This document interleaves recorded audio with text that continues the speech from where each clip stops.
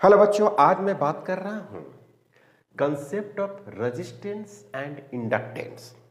Resistance 4 ओम दिया हुआ है और इंडक्टेंस जो हुआ 2 हेनरी दिया हुआ है।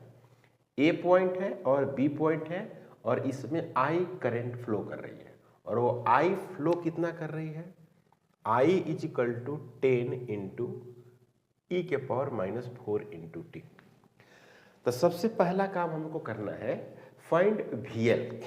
तो जब भी हम VL कैलकुलेट करते हैं VL, तो इस बात की हमको जानकारी होनी चाहिए कि जो I इसमें है वो चेंज तो कर रहा है या नहीं। तो सबसे पहले बात कि चेंज कर रहा है तो VL निकलेगा। अगर करंट चेंज नहीं कर रहा है तो VL नहीं कैलकुलेट कर सकते, पहली बात। दूसरी बात यह है कि अब इसको चेक करना है कि ये करंट टाइम के अकॉर्डिंग इंक्रीज कर रही है या डिक्रीज कर रही है। सपोज दैट कि हम यहाँ पर क्या करते हैं कि t is equal to 0 put कर देते हैं, तो I इज इक्वल टू 10 और e के पावर -0, तो ये हो जाएगा 10 एम्पियर। क्योंकि किसी भी संख्या के पावर 0 1 हो जाता है, वो +0 हो या -0 जैसा भी हो। ओके, तो ये आ गया आपका 10 ampere. t is equal to infinity, तो I इज इक्वल टू 10 और e के पावर इन्फिनिटी यानी 4 इंटू इन्फिनिटी, तो ये आ जाएगा 10 इंटू ई के पावर इन्फिनिटी। इसको क्या लिखेंगे बच्चों, इसको लिखेंगे I is equal to 10 divided बटे ई के पावर इन्फिनिटी, तो यहाँ पर लिखेंगे 10 बटे इन्फिनिटी, तो यहाँ पर लिखेंगे 0। आपने पढ़ा होगा कि किसी भी संख्या में अगर इन्फिनिटी से डिवाइड करते हैं तो उसका रिजल्ट 0 होता है।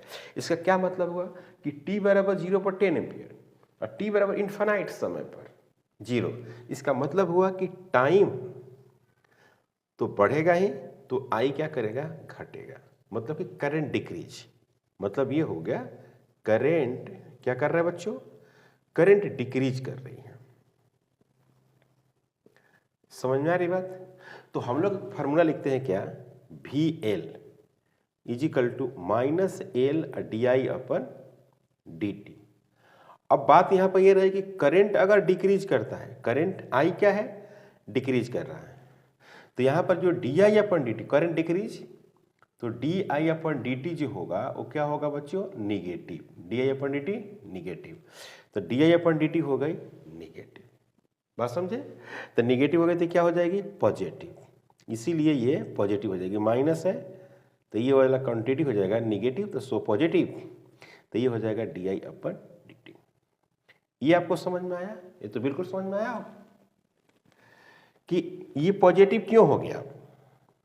ये पॉजिटिव इसलिए हुआ बच्चों क्योंकि इसका रेट क्या है, नेगेटिव है। तो VL इज इक्वल टू आ गया आपका, VL is equal to L का वैल्यू कितनी है, L का वैल्यू 2 है, तो यहाँ पर लिखेंगे 2 और d/dt और I का वैल्यू कितना है बच्चों, 10 और e के पावर -4 इंटू टी।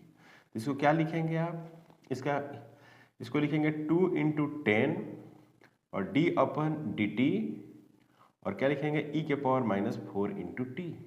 तो आपको पता है कि इसका जो कोफिशिएंट होता है वो इसमें आके मल्टीप्लाई हो जाएगा, पता है आपको। तो यहाँ पर क्या हो जाएगा, -4 कोफिशिएंट है टी का और यहाँ पर हो जाएगा -4 इंटू टी, तो ये होगा -80 और e के पावर -4 इंटू टी वोल्ट, और यही हो गया आंसर।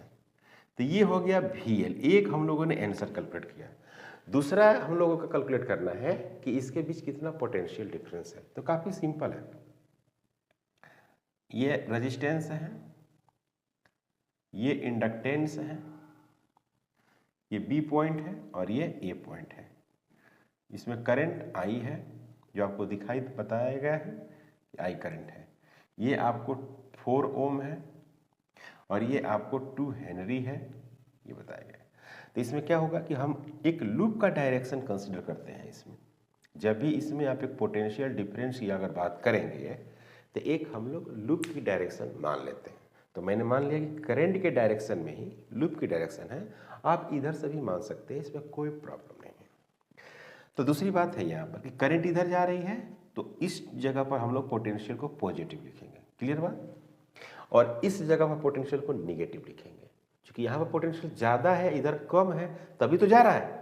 तो इसका प्लस लिखेंगे और इसका माइनस लिखेंगे, VA माइनस VB ऐसे करके लिखेंगे, ठीक है ना। तो यहाँ पर लिखेंगे VA माइनस।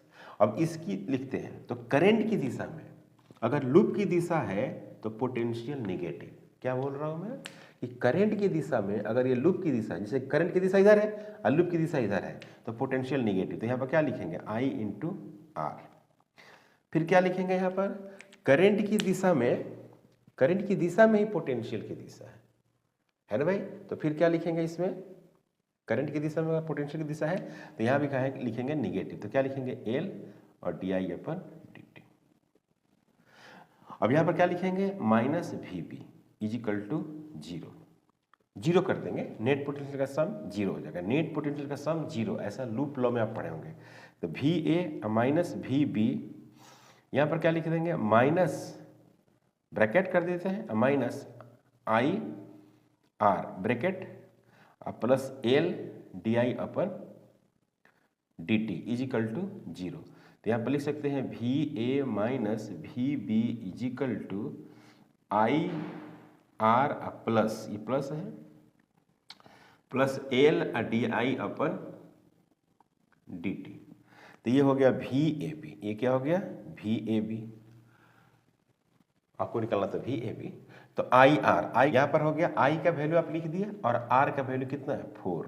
यहाँ पर हो जाएगा माइनस 80 इंटू E के पावर माइनस 4 इंटू T।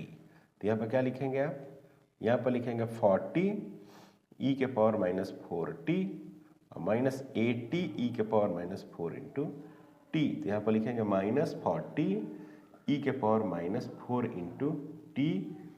और यही हो गया आंसर, और ये हो गया आपका VAB।